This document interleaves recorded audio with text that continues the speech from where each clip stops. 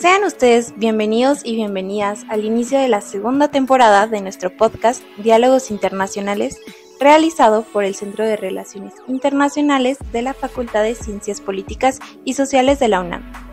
Mi nombre es Fernanda Hernández, estudiante en la licenciatura de Relaciones Internacionales y su host durante este episodio. En esta ocasión, tenemos la oportunidad de platicar con la maestra Iraís Fuentes acerca de la vestimenta islámica de las mujeres en Medio Oriente y sus vínculos con la colonialidad e islamofobia. Bienvenida, maestra, es un placer compartir el micrófono con usted.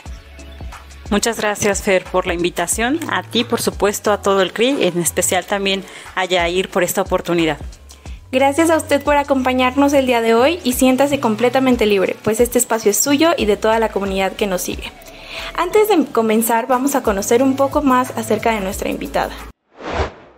¿Qué tal? Mi nombre es Cristian Jiménez y junto a Fernanda estaré participando en la elaboración de este podcast. A continuación, haré una breve lectura de la semblanza de la profesora Iraís. La profesora Iraís Fuentes es doctorante en estudios feministas de la Universidad Autónoma Metropolitana, maestra en Relaciones Internacionales por la misma institución y licenciada en Geografía por la Facultad de Filosofías y Letras de la Universidad Autónoma de México. En 2019 realizó una estancia académica en el Centro de Estudios de Asia y África de El Colegio de México, y en ese mismo año desarrolló una estancia de investigación en la Universidad de Ferdowsi en Mashhad, en la República Islámica de Irán. Sus líneas de investigación son Geopolítica del Medio Oriente Contemporáneo, Género y Feminismos en Medio Oriente, Mujeres y Movimientos de Mujeres en Irán, Gobernabilidad y Biopolítica en Irán y Geopolítica Crítica. Actualmente es miembro del Grupo de Estudios sobre Eurasia en el área de Medio Oriente y profesora de la asignatura de Medio Oriente en la Facultad de Ciencias Políticas y Sociales. Además, imparte la materia de Geografía Política 1 en la Facultad de Filosofías y Letras, ambas por parte del UNAM. Sin más que agregar, continuamos con el capítulo de hoy. Para iniciar, sabemos que el velo islámico es un tema sumamente controversial en la actualidad, pero para profundizar sobre su simbolismo en la sociedad y la cultura, quisiera preguntarle, ¿cuál es el papel del velo en la construcción y negociación de identidades culturales y religiosas en sociedades árabes y musulmanas contemporáneas? Y también, ¿cuáles son las interpretaciones del Corán respecto al uso del velo y cómo esto ha influido en las prácticas sociales y políticas? Bien. Es una pregunta muy interesante y esta primera pregunta justo nos da bastante pauta como para abrir ese panorama a propósito del velo.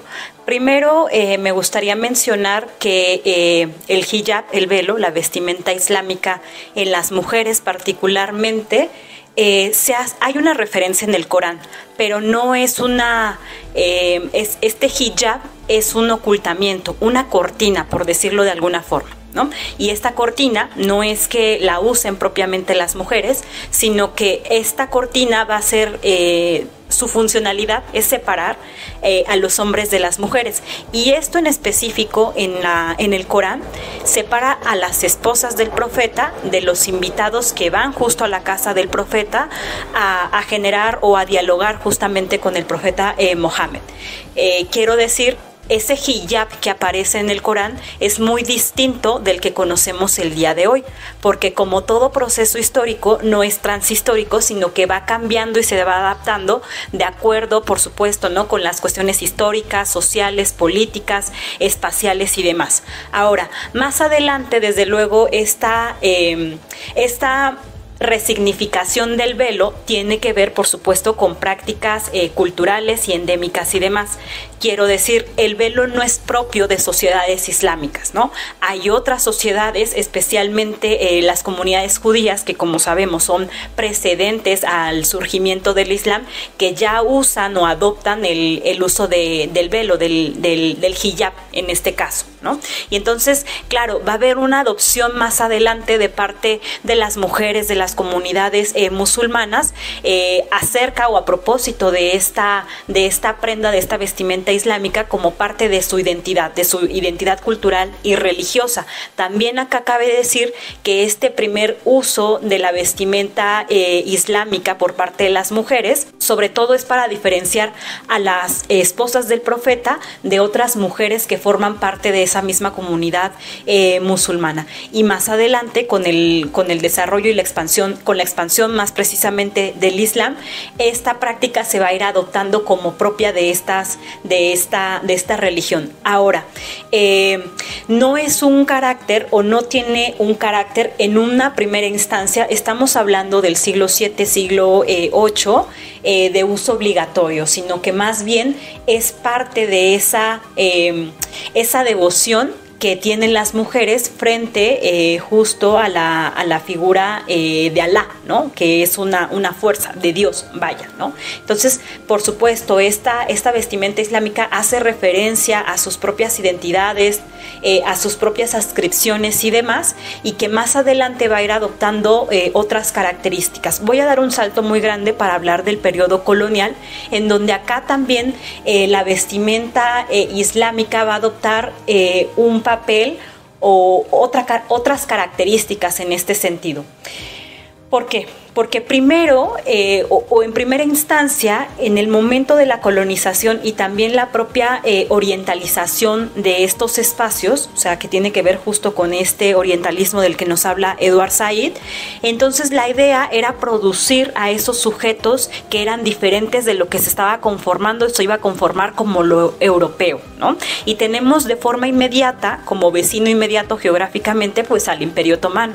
Y en ese sentido había que describirlo, representarlo, dominarlo y hablar sobre él. En esos primeros viajes de colonización, esos viajes de exploración, más precisamente, esos primeros viajes exploratorios, lo que tenían la intención de describir a esas sociedades como sociedades diferentes, ¿no? Exóticas. En una primera instancia no tanto con sentido de un colonialismo, pero sí un sentimiento de conocer y de representar al otro. Entonces acá va a ser bien importante la figura de las mujeres, cómo se va a empezar a instrumentalizar, porque al ser lo que se está conformando como Occidente y que Occidente produce la representación a partir de la mirada, de la vista, de lo que es visual. Y entonces, si estamos en estos primeros viajes de exploración, estos sujetos van a tomar el cuerpo de la mujer, algo tan visible como es el uso de una vestimenta, del hijab, vaya, de la vestimenta islámica, como un elemento identificatorio de que efectivamente son sociedades y son comunidades completamente diferentes a las europeas, ¿no? Y es acá también cuando inicia, por decirlo de alguna forma, un punto de inflexión a propósito del uso de la vestimenta islámica, porque acá va a empezar a ser orientalizado, por decirlo de alguna forma. Es decir, producir la idea de Occidente como exótico, como lo bárbaro, como lo diferente, a partir de la representación de lo que es el velo. Y entonces esas descripciones, esas figuraciones y esas representaciones de lo musulmán y de lo otro como velado, entonces va a adquirir una fuerza importante a partir de esa representación, ¿no? A partir de que el musulmán, el árabe, las mujeres musulmanas y demás usan el velo, y eso va a dar pauta a generar una serie de discursos, de representaciones y demás que van a empezar a articular un espacio orientalizado. Ahora, como para ir cerrando también esta parte, esto es un acto sumamente violento, porque lo que está haciendo este acto de representación está anulando y está aniquilando las propias identidades de las mujeres musulmanas que durante siglos han utilizado esta vestimenta como parte, claro, de su propia concepción e identidad religiosa, pero como su propia identidad genérica, ¿no? Como formas de subjetivación política y demás, pero que quedan anuladas bajo esta universalización de la representación del velo como forma de opresión de parte de los hombres y de los hombres árabes y musulmanes a partir de velar supuestamente a sus mujeres, ¿no? Y entonces acá no es casual, vaya, que veamos en las mujeres que usan un hijab, un velo en la cabeza, como símbolo de dominación y de violencia, ¿no? Sino que esto es parte de todo un entramado complejo, ¿no? De un modelo civilizatorio que ha constituido eso como bárbaro, ¿no? Como lo incivilizado, como lo opresivo, y que por lo tanto acá sociedades occidentales y occidentalizadas tienen supuestamente este derecho de salvar a las mujeres de esas opresiones que supuestamente se configuran a partir de la violación de estas mujeres, ¿no? Pero es por supuesto que mucho más complejo. Muchas gracias por responder la pregunta, y justamente en el papel que juegan las mujeres, ¿cómo es que se han enfrentado los feminismos islámicos al debate sobre el uso del velo en diferentes contextos sociopolíticos? Bueno, esa es una pregunta también sumamente interesante. Primero mencionar, como un momento anterior, hacia la década desde los 60 hasta los 80, vamos a tener un resurgimiento, un surgimiento cada vez más fuerte del Islam político, ¿no? De los diferentes formas de la interpretación del Islam político. ¿Esto qué significa? Estas formas, que son reacciones al modelo colonial, muchas veces se traducen en diferentes expresiones de reforzamiento del propio poder masculino de los hombres que habitan la región. En este sentido, o como para ser un poco más precisa, el fortalecimiento del Islam político en la región en esta época, lo que va a hacer es traer a colación el uso del velo como forma obligatoria. Y esto porque se presenta que las mujeres están siendo vulneradas y vulnerables frente a la colonización europea, y por lo tanto muchas de estas organizaciones, con diferentes matices, por supuesto, porque no podemos hablar de que todas son fundamentalistas o extremistas y demás, en sus diferentes concepciones lo que van a hacer es una como reapropiación del velo. Pero esta reapropiación del velo muchas veces es obligatoria.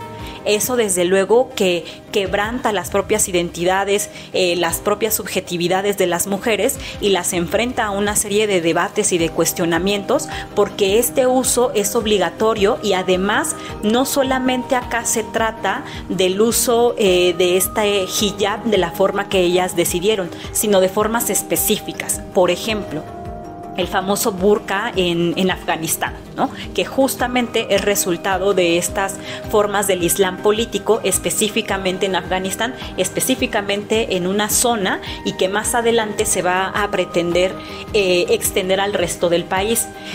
Bueno, entonces, más adelante, como respuesta a esto, para la década de 1990, los feminismos islámicos se empiezan a conformar y cada vez más fuertes, ¿no?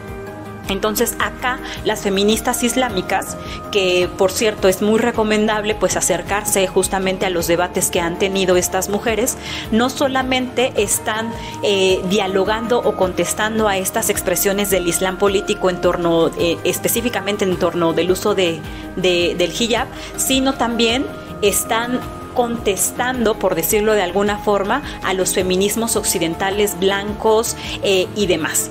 ¿Por qué?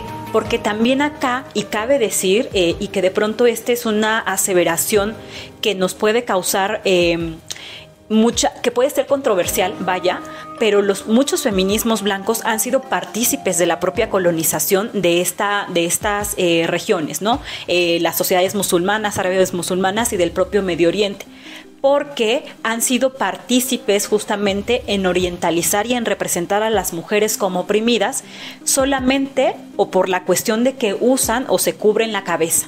Y en ese sentido, muchos de estos feminismos pues han visto en la práctica de desvelación de las mujeres como parte fundamental para la liberación de estas mujeres que supuestamente están siendo oprimidas por parte de los hombres de color, como dijera Lila Abulugot.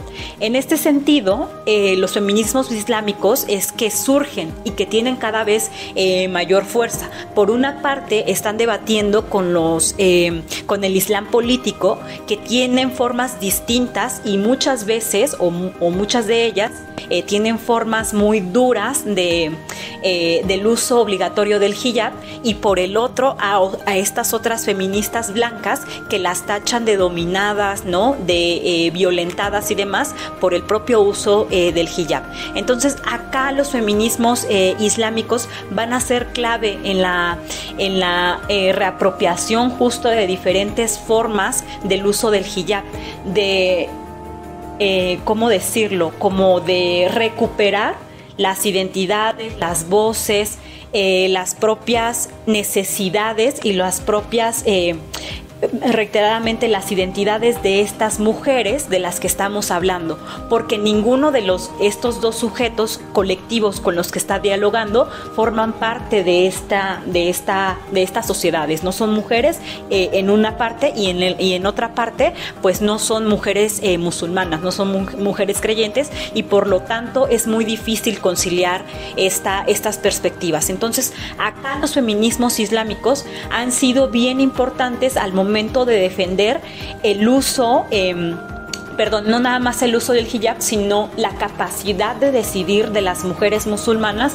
sobre sus cuerpos, porque cabe decir, las feministas musulmanas no están o no defienden una política en donde todas las mujeres que profesan el Islam o que tienen alguna relación con esta religión tengan que usar de manera obligatoria, sino más bien que tengan la capacidad de decidir sobre sus propios cuerpos y también sobre sus propias identidades. Es decir, que no por usar hijab sean menos musulmanas, ¿no? Y viceversa, sino que va a ser un juego mucho más complejo de la conformación de sus propias identidades, y esas identidades se están conformando a partir justamente de las subjetividades políticas de cada mujer, ¿no? Sea creyente o no, o tenga alguna relación con la región de Medio Oriente o con la religión musulmana. Entonces sí es bien importante acercarnos como a estos debates bien interesantes, porque una cosa importante también de esto es que nos van a acercar bastante a la cuestión de la islamofobia,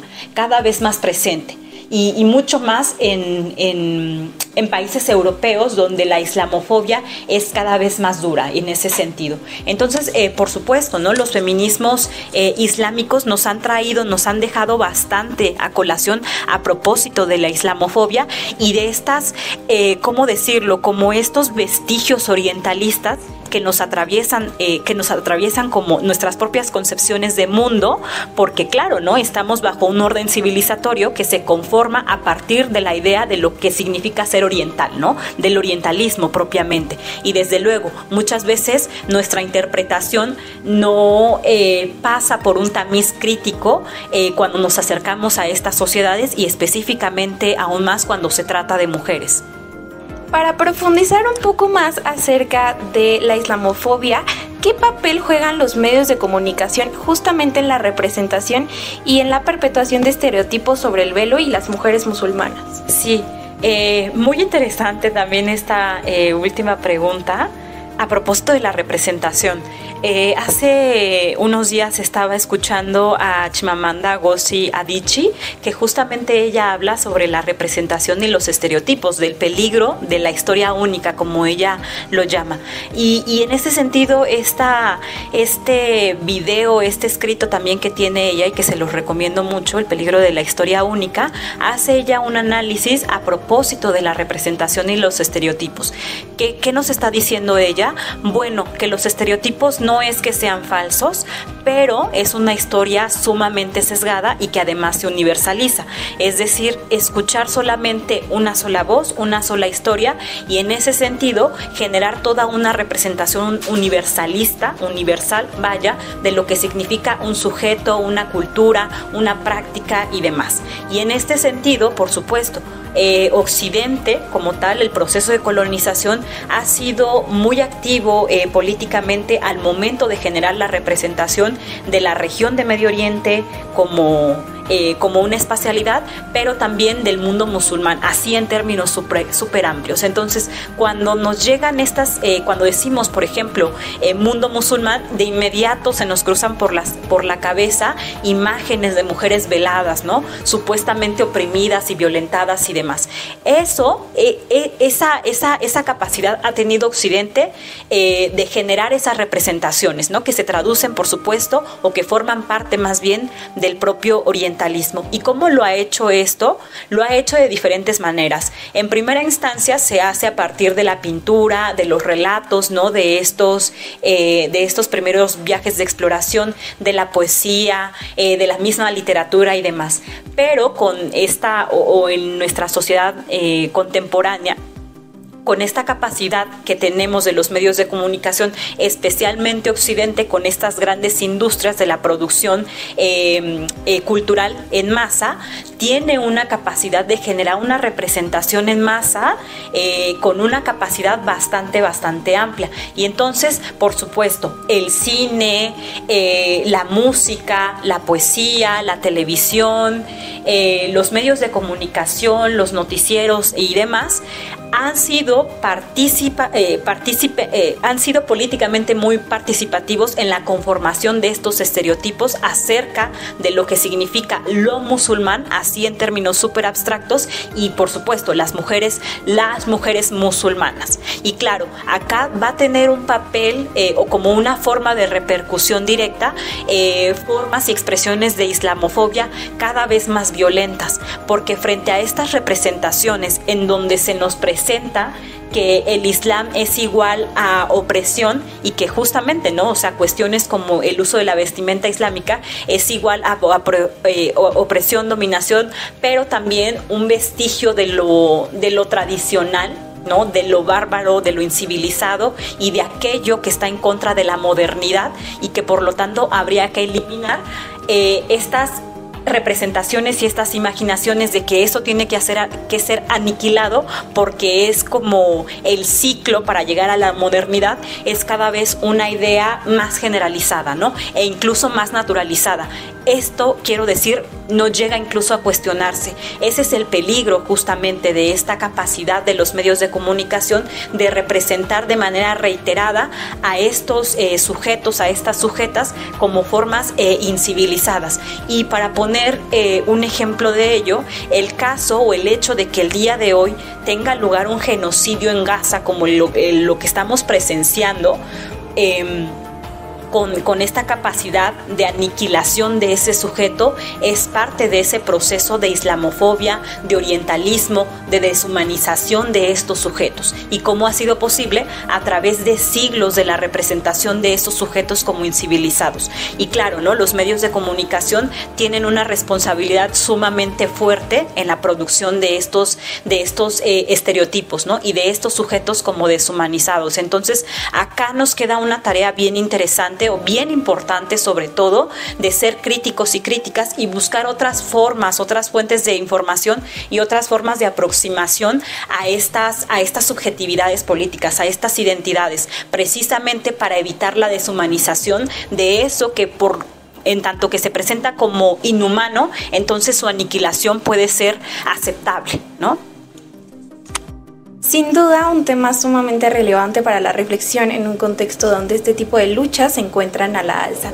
Ahora me surge también la duda, ¿cómo es que usted se ha podido acercar a estos temas, o desde dónde los aborda, o cuáles materiales nos recomendaría para reflexionar acerca de estos temas? Sí, fíjate que mi acercamiento ha sido más desde los feminismos. Yo estoy haciendo un doctorado en estudios feministas, y bueno, ese no fue mi primer acercamiento con los feminismos, sino toda un bagaje detrás.